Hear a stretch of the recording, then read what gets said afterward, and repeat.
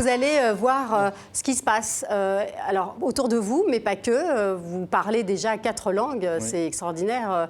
L'arabe, l'amazigh, le français, l'anglais. Oui. Et vous avez autant de collaborations aussi. Maintenant, c'est essayer musicalement et à travers nos projets d'être ou de devenir ce que l'on est. C'est ça qui est compliqué, c'est que ça prend du temps. Il faut d'abord leur dire, voilà, écoute, je chante en Darija, avec des chansons qui sont sorties il y a 10-15 ans. Ensuite, dès qu'on a assimilé ça, il faut leur dire, au fait, je chante aussi Amazigh, avec des chansons comme Ashki, de la musique traditionnelle, etc. Et ensuite, I can speak English. Donc là, il faut aussi leur dire... Donc en fait, ça devient simple, c'est super à présenter au bout de 15 ans de carrière ou autre. Mais quand on arrive et qu'on a cette idée-là, on sait très bien que c'est une montagne à gravir et qu'il va falloir être super patient. Parce que, mine de rien, ce qui est évident met beaucoup de temps. Alors, un exemple justement de vos collaborations avec des artistes étrangers, en l'occurrence là, c'est avec un artiste rappeur britannique. Aussi, ouais. On va donc écouter un extrait de Wonder.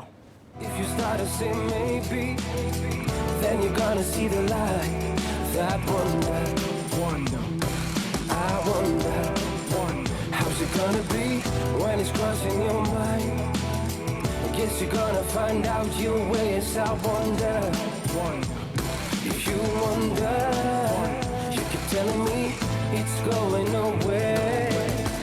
And maybe you're right, but from where you stand, maybe there's something stopping your side. And I wonder. Là, c'était un morceau Wonder avec Akala, l'artiste britannique.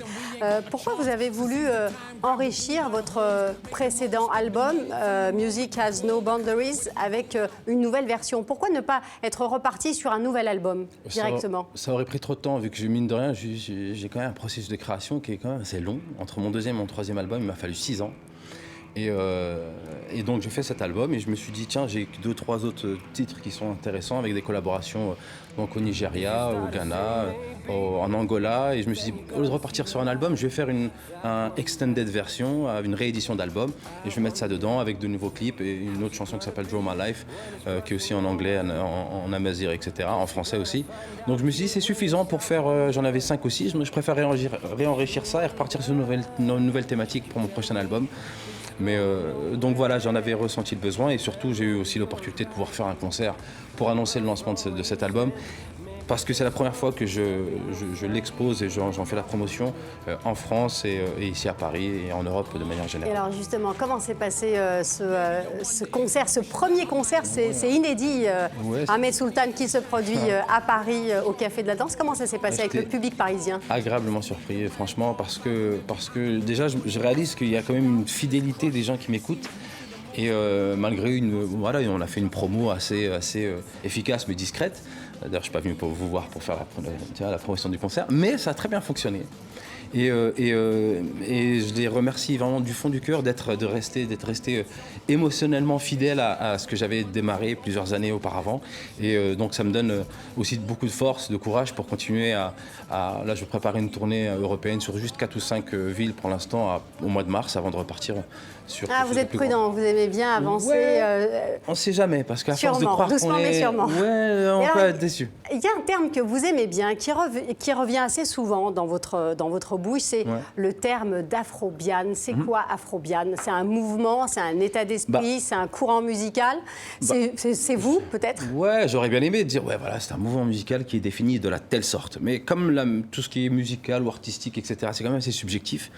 Et donc pour mettre tout le monde d'accord, au début je le définissais comme ça, afrobian, voilà, pour moi c'est, voilà, je puise dans mes langues, je puise surtout dans mes instruments traditionnels, et j'en fais pas une fusion, on essaie d'en faire une vraie création. Après ça peut être perçu comme quelque chose d'assez arrogant ou autre, je me dis attends, avec un phrasé différent, c'est-à-dire la manière dont je chante le Darija ou la manière dont je chante l'amazigh, c'est une manière qui est en rupture avec ce qui se fait traditionnellement, et j'utilise aussi beaucoup de codes de la musique mainstream européenne ou américaine. Donc, au lieu d'essayer de définir artistiquement ce terme d'afrobian, je me suis dit, je vais le définir géographiquement, comme ça on est tranquille. C'est-à-dire Afrique plus... Non, en fait, non, même pas. Pardon, moi je pensais que c'était la contraction d'Afrique et d'arabe, par exemple. Oui, afrobian, afro-arabian, mais la communauté des États d'Afrique qui ont comme langue officielle l'arabe ou l'amazigh.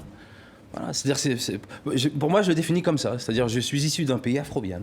Pourquoi est-ce qu'on aurait une Afrique francophone, une Afrique lusophone, une Afrique anglophone, voilà, et pas d'Afrique arabophone qui est son propre nom? Les États d'Afrique unis. Et vous vous définissez comme un artiste quoi? Un artiste marocain ou un artiste africain Alors, ce que j'ai aimé dans mon concert du Café de la Danse, c'était marqué variété internationale. Voilà, ça me va. C'est-à-dire que pourquoi est-ce qu'il faut absolument... Il faudrait qu'on demande aussi à Bono comment il se considère, artiste irlandais, artiste je sais pas quoi. Mais quand même, on sent chez vous une vraie volonté de lier ou d'établir des ponts avec différents pays africains. On est voisins et on se connaît à peine. Donc moi, c'était normal. Et chez moi, le rythme prime. Mine de rien, dans les mariages ou les célébrations diverses, c'est... On est tout de suite dans le rythme, on est dans quelque chose de pentatonique. On n'est pas super riche mélodiquement, mais c'est d'abord rythmique. Et c'est ce qu'on a en commun, c'est un attachement avec le sol. Donc quand je vais au Nigeria, les mecs comprennent. Quand je vais au Ghana, ils comprennent tout de suite. Il suffit juste ensuite de parler plus ou moins la même langue, quand je dis les passwords anglais, et essayer de vendre sa culture avec le moins d'obstacles phonétiques possibles. C'est-à-dire, je vais voir Ashkid, c'est facile à dire. Le Garga, c'est différent. Donc c'est pour ça que j'essaie aussi d'écrire les phonétiques des langues qui sont les miennes d'une manière assez... Voilà, j'essaie de défricher le terrain et si on veut se spécialiser, derrière moi, il y a plein d'artistes à Mazir, plein d'artistes. Si vous voulez vous être spécialisé ou chercher un peu, voilà, j'ai une espèce d'éclaireur. Bon, en tout cas, il y a aussi ce titre Afrobian où vous avez réussi à réunir des lascars quand on les voit. Comment ça s'est passé? Parce qu'il faut... Alors, c'est Afrobian, vous avez constitué toute une équipe. Il y a Femi Kuti, il y a les anciens de James Brown. Comment ça s'est passé avec eux, cette collaboration? Ça n'a pas été facile, j'imagine, de les convaincre, non? Non, même pas. C'est même pas les convaincre. C'est juste de trouver le moment de pouvoir être ensemble en studio. Parce qu'il était hors de question pour moi d'envoyer une track et puis ils enregistrent sur internet et puis ils m'envoient ça. C'était pas possible. Mais en fait, ce que je voulais vraiment, c'était valider le terme. D'abord, je voulais que ce terme d'Afrobian soit validé. C'est-à-dire, j'utilise le ribeb, le gunvri, etc. Et je voulais que Femi me dise, est-ce que ce terme, qu'est-ce que t'en penses? Il m'a dit, je suis OK.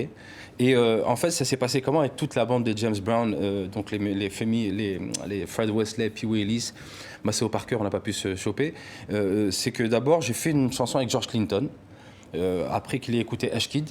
Donc, dès que j'ai fait la chanson avec George Clinton, dès que j'ai proposé ce projet à Femi et tous les autres qui gravitent autour de lui, ils m'ont dit, bon voilà, si George il a bossé avec toi, c'est qu'il y a un truc.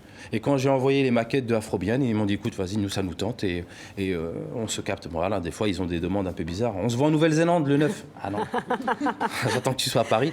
C'est vous qui l'avez voulu, hein, oui, Artistes sans frontières. Voilà. Mais finalement, j'ai réussi. Ça m'a pris quand même 4 ans pour le faire, 5 ans pour clipper. Mais je suis très content de ce projet. Très, très content.